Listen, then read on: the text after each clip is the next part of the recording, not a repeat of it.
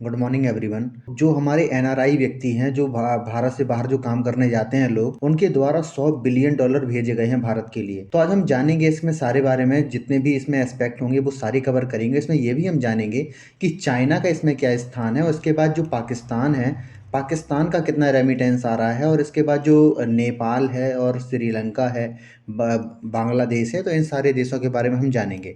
तो इसमें जो जो ये रिपोर्ट इसमें पब्लिश होती है, वो वर्ल्ड बैंक के द्वारा इसमें पब्लिश की जाती है। और इसमें बहुत सारे जितने भी दुनिया भर के न्यूज़पेपर हैं, उनमें सारे में ये बात कवर की गई है कि जो ब्लूमबर्ग की रिपोर्ट है, इसमें भी 100 बिलियन डॉलर के बारे में बताया गया है। और ये पहली बार हुआ है, तो अगर इतिहास में की अगर मैं बात करूँ, तो ये दुनिया में पहली बार हुआ है कि कोई देश ने रेमिटेंस के मामले में 100 बिलियन डॉलर टच किया हो। तो ये पहली बार हुआ है। अगर मैं इसमें बात करूं, तो इसमें जो दूसरे स्थान पर आता है, पहले नंबर पर तो इंडिया आता है, लेकिन दूसरे नंबर पर मैक्सिको का स्थान है, जिसने 60 बिलियन डॉलर कमाए हैं। 60 बिलियन डॉलर का मतलब ये हुआ कि इंडिया अगर 100 कमाता है और ये इसके 60 बिलियन डॉलर इसमें रेमिटेंस आए हैं।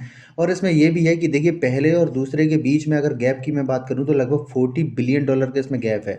और दूसरी बात यह है कि इसमें जो मैक्सिको की जो बॉर्डर है, वो यूएसए से डायरेक्ट लगती है। इसके बावजूद भी इसने सिर्फ 60 बिलियन डॉलर ही कमा पाए हैं। अगर मैं थर्ड पोजीशन की बात करूं, तो इसमें थर्ड नंबर पर चाइना आता है। चाइना ने इसमें 51 बिलियन डॉलर इसमें रेमिटेंस भेजे हैं अपने देश में।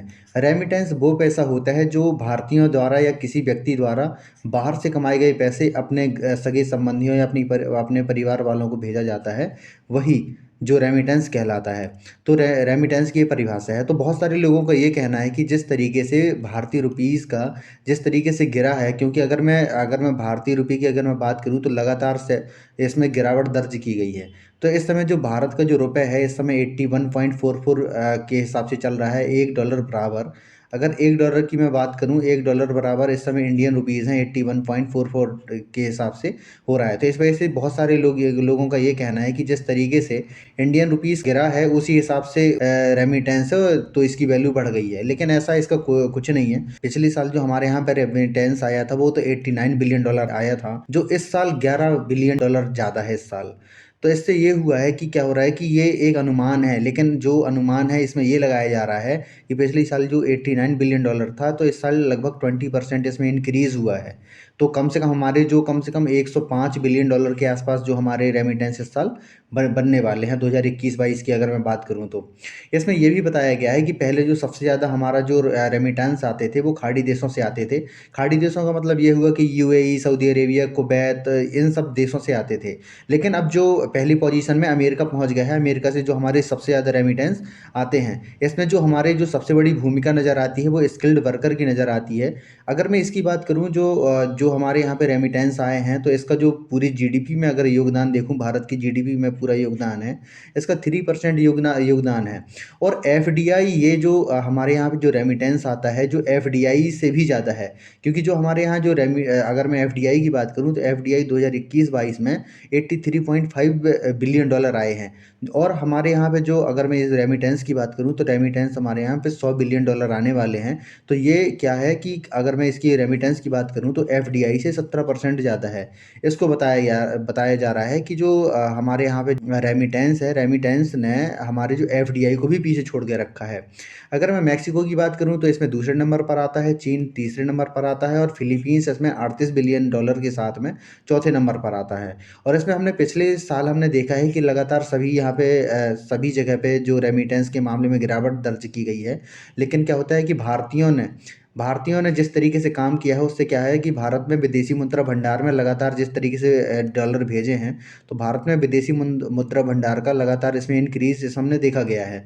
इससे क्या होता है कि भारत में जो क्या होता है कि जो ट्रेड डेफिसिट होता है, उसमें जो लगातार हमारे जो बहुत सारे पैसे इसमें जाते हैं, उसको उसमें भी भरपाई करने में ये मदद करता है। हमने आगे ये भी देखा है कि 2019 में भारत को मिलने वाला जो रेमिटेंस था, वो 83.3 बिलियन डॉलर था। उसके बाद 2020 में हमने देखा है कि जो रेमिटेंस था, 83.1 बिलियन डॉलर हो गया था, जो पिछली साल की तुलना में थोड़ा घटा था। लेकिन 2021 में जो ये रेमिटेंस है हमारा 89.3 बिलियन डॉलर है। लेकिन इस साल जो हमारा बताया जा रहा है कि इस साल हमारा 100 बिलियन डॉलर क्रॉस कर जाएगा, जो 20% अधिक होगा। और इसमें जो सबसे ज़्यादा रेमिटेंस हमारे यहाँ पे आने वाला है, वो अमेरिका से आने वाला है। और पहले की अगर मैं बात करूँ, तो पहले जो हमारे यहाँ पे जो लो स्किल्ड वर्कर होते थे, जो हमारी लेबर होती थी, वो किन देशों में जाती थी? खाड़ी देशों में जाती थी, जैसे Saudi Arabia, Kuwait, Qatar, Qatar, इन सब देशों में जाती थी। इससे भारतीय सबसे ज़्यादा रेमिटेंस हमारे यहाँ भेजते थे। लेकिन जो बहुत सालों से हमने देखा है, कुछ सालों से जो हमारे वर्कर्स हैं, जो हाई स्किल्ड वर्कर हैं, वो अलग-अलग जगह जाते हैं, जो विकसित कंट्रीज़ की अगर मैं बात करूँ, इसमें जैसे अमेरिका है, यूनाइटेड किंगडम है, ऑस्ट्रेलिया है, न्यूज़ीलैंड, सिंगापुर, ये सारे देशों में जाते हैं, जिससे उनको अगर मैं बात करूँ, जैसे कोई एक हाई स्किल्ड वर्कर है, अगर मान लो कोई सॉफ्टवेयर इंजीनियर है, तो आप ये मान के चलिए कि मतलब अगर वो फॉरेन में जाता है, तो उसका मिनिमम पैकेज कम से कम 30-40 लाख तो होगा ही। तो इस तरीके से जो जो लो स्किल्ड वर्कर कमाते हैं, जो हाई स्किल्ड वर्कर कमाते हैं, तो उनकी कमाई में ज़मीन आसमान का अंतर होता है। इस तरीके से देखने को मिलता है हमें। अगर मैं सरकारी आंकड़ों की बात करूँ, तो 2020 से 2022 तक लगभग 28 लाख लोग जो हैं, भारत के लोग जो हैं, विदेशों में काम करने के लिए गए हैं। इसमें क्या होता है कि अगर 4 लाख से ज़्यादा भारतीय नौकरी के इमिग्रेशन चेक रिटायर्ड के रूप में गए हैं, उन्होंने 17 देशों में लगभग गए हैं। इसमें जो सबसे ज़्यादा लोग गए हैं, वो गए हैं यूपी से। 1.31 लाख जो लोग हैं, वो यूपी से गए हैं, और 70,000 के आसपास जो लोग हैं, वो बिहार से गए हैं। और अगर मैं आगे की बात करूँ, तो इसमें क्या होता है कि विदेशी जो हमारे यहाँ पे जो विदेश मंत्रालय है, विदेश मंत्रालय के मुताबिक अगर मैं बात करूँ, तो लगभग जो हमारे देश के 3.2 करोड़ लोग जो है विदेशों में रहते हैं। इसमें जो सबसे ज़्यादा लोग रहते हैं, वो यूएसए में रहते हैं। लगभग 45 लाख जो लोग हैं, वो यूएसए में रहते हैं, और ये एक हाई स्किल्ड वर्कर के रूप में काम करते हैं। इनका पर कैपिटा इनकम बहुत हाई होती है, और जब जो इनके सगे संबंधी जो इंडिया में रहते हैं, उनको ये बहुत सारा पैसा भेजते हैं, जो हमारे रेमिटेंस के काम में आता है। इसमें क्या होता है कि जब ये रेमिटेंस भेजते हैं, तो सारा पैसा इनके घर वालों को नहीं मिलता है। इसमें से कुछ जो परसेंटेज है, वो भारत सरकार को ही मिलता है, जिससे हमारे जो भारत का खजाना है, उसमें भी बहुत सारी चीज़ें हमें देखने को मिलती हैं पॉजिटिव तौर पर। इसमें ये बोला गया है कि क्या है कि पिछले सालों की तुलना में ईस्ट एशिया और पैसिफिक रीजन में, ईस्ट एशिया का मतलब ये हुआ कि जो आसियान कंट्रीज़ हैं, अगर अगर मैं इंडिया, पाकिस्तान, बांग्लादेश, श्रीलंका, इनमें क्या होता है कि बढ़ोतरी देखी गई है। अगर मैं लैटिन अमेरिका का मतलब ये होता है कि जो क्या होता है, सेंट्रल अमेरिका और जो साउथ अमेरिका को लैटिन अमेरिका बोलते हैं। तो लैटिन अमेरिका जो कैरिबियाई देश हैं, जो वेस्ट इंडीज़ वाले ये सारे जो देश हैं, इनमें क्या होता है कि इनमें भी जो रेमिटेंस में इजाफा देखा गया है। अगर मैं पाकिस्तान की बात करूं, तो पाकिस्तान में जो रेमिटेंस है, इस साल लगभग $31 बिलियन आया है। अगर मैं पिछले साल की बात करूं, तो इनका जो रेमिटेंस था, $29.45 बिलियन था। तो इस साल उनको लगभग एक एक $1.5 बिलियन के आसपास इनका जो रेमिटेंस है, बढ़ा है। अगर मैं आगे की बात करूं, तो बांग्लादेश का इसमें जो रेमिटेंस है, $1 बिलियन घटा है। पिछली साल इनका जो रेमिटेंस था, $22 बिलियन था, जो इस साल इनका रेमिटेंस $21 बिलियन हो गया है।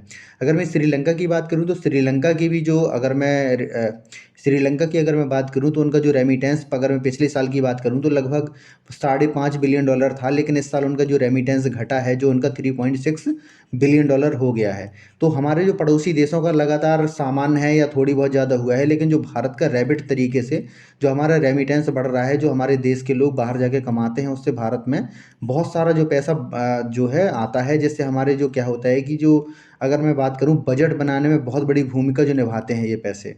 तो आशा करता हूँ कि आपको वीडियो अच्छा लगा होगा। अगर आपको वीडियो अच्छा लगा हो, तो प्लीज़ इसको लाइक कीजिए, सब्सक्राइब कीजिए और शेयर कीजिए। धन्यवाद।